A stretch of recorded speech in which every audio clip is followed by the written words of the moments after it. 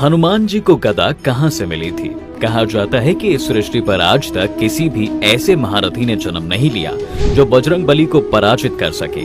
जी हाँ, और ऐसा इसलिए है क्योंकि उन्हें देवताओं से कई तरह के वरदान और शक्तियां प्राप्त हैं। मान्यता है कि हनुमान जी को अमर होने का वरदान भी प्राप्त है, लेकिन इतनी सारी शक्तियों के बावजूद आखिर हनुमान जी को किस बात का भय है? क्यों उनकी हर तस्वीर में उन्हें हाथ में गदा लिए देखा जाता रहा है? आखिर बजरंगबली को ये गदा कहां से प्राप्त हुई? ऐसे ही कई तरह के सवाल लोगों को परेशान कर रहे हैं, इसलिए आज हम आपके सभी सवालों का जवाब इस वीडियो में लेकर आए हैं। इसके बारे में ही आज हम आपको ऐसी रोचक कहानी बताने जा रहे हैं जिसके बाद आप ये मानने पर मजबूर हो जाएंगे कि बजरंगबली जैसा ना ही आज तक कोई जन्मा है और ना ही कभी कोई जन्म लेगा। दोस्तों, महर्षि वाल्मीकि की रामायण में लिखी एक कहानी के अनुसार एक बार बचपन में नन्हे बजरंगबली को बहुत तेज भूख लगी थी। तब उन्होंने आकाश में उगते हुए लाल रंग के सूरज को देखा और उन्हें लगा कि ये कोई फल है। देखते ही देखते प्यारे बजरंगबली ने सूरज को खाने की योजना बना डाली। पवन पुत्र हनुमान अपनी शक्ति से सूरज देवता तक तो पहुंच गए और उन्हें खाने का प्रयास करने लगे। जैसे ही नन्हे बजरंगबली के मुख में सूरज देवता का आधा हिस्सा गया, तभी सृष्टि में अंधकार छाने लगा। ये देखकर सभी देवतागण घबरा गए। तभी भगवान इंद्र ने देखा कि कोई बालक सूरज देवता को मुख में डाल रहा है। ये देखते ही इंद्रदेव ने संसार को अंधकार से बचाने के लिए प्यारे बजरंगबली पर वज्र से हमला कर दिया। इंद्रदेव के वज्र से नन्हे बजरंगबली मूर्छित होकर धरती पर जा गिरे।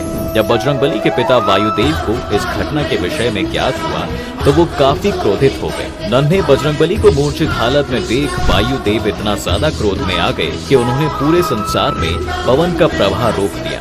पवन देव के ऐसा करने से सभी वन्य जीव प्राणी बिना वायु के सांस नहीं ले पा रहे थे। सभी जीवों और मनुष्यों को तड़पता देख सभी देवता घबराकर वायुदेव के पास गए। तब उन्होंने देखा कि वायुदेव अपने पुत्र बजरंगबली को गोद में लिए काफी दुखी थे। सभी देवता वायुदेव को अपना गुस्सा शांत करने और संसार में वायु का प्रवाह पुनः प्रवाहित करने के लिए विनती करने लगे। ये देख वायुदेव भी क्रोध में बोले कि अगर वायु का प्रवाह पुनः चाहिए तो पहले मेरे मूर्छित पुत्र को जीवित किया जाए। आखिर कोई इतना क्रूर कैसे हो सकता है कि उसे यह नजर नहीं आया कि यह नादान नन्हा बालक है? आखिर कोई कैसे एक नन्हे बालक पर वज्र से प्रहार कर सकता है? ये सब सुनने के बाद सबसे पहले नारद जी ने एक पवित्र जल की सहायता से बजरंगबली को होश में लाया। अपने पुत्र को पुनः जीवित होता देख वायुदेव का क्रोध शांत हुआ और उन्होंने एक बार फिर से संसार में वायु का प्रवाह शुरू कर दिया, जिससे सभी जीव जंतु सांस लेने में सक्षम हो पाए। इसके बाद सभी देवताओं ने भी खुश होकर नन्हे बजरंगबली को कई तरह के वरदान दिए और शस्त्र सौंपे। इन शस्त्रों में एक था बजरंगबली का गदा, जिसे भगवान कुबेर ने उन्हें दिया था। गदा देते हुए भगवान कुबेर ने उन्हें ये वरदान भी दिया कि वो कभी भी किसी भी युद्ध में परास्त नहीं होंगे, जिससे ये मालूम होता है कि हनुमान जी को कभी किसी भी शस्त्र से पराजित नहीं किया जा सकता। इसके साथ भगवान को अलग अलग देवताओं से अलग अलग वरदान प्राप्त हुआ, जिसमें एक था यमराज से मिला हुआ वरदान। धर्मराज यमराज ने उन्हें वरदान में कहा, हे प्यारे बजरंगबली, तुम कभी भी मेरे वश में नहीं आओगे, यानी कि हनुमान जी को कभी भी यम का शिकार नहीं होना पड़ेगा। इसके बाद सूर्यदेव से उन्हें तेज का वरदान मिला। माना जाता है कि सूर्यदेव ने उन्हें अपने तेज का 100वां अंश दिया था। यही कारण है दोस्तों कि जिसकी वजह से बड़ा महारथी भी उनके आगे नहीं टिक पाता। अगला वरदान बजरंगबली पर हमला करने वाले खुद इंद्रदेव ने दिया था। उन्होंने कहा था कि आज के बाद से कभी भी उनके वज्र का असर उन पर नहीं होगा।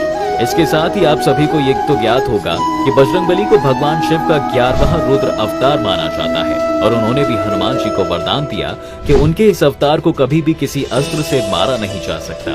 इसी तरह भगवान विश्वकर्मा ने उन्हें वरदान देते हुए कहा, जो भी अस्त्र वो बनाएंगे उनका कभी कोई भी असर हनुमान जी पर नहीं होगा। इतने सब वरदान मिलने के बाद वरुण देव ने वरदान देते हुए कहा कि जब बजरंगबली 10 लाख वर्ष के हो जाएंगे तब भी उनकी मृत्यु पानी से नहीं हो पाएगी।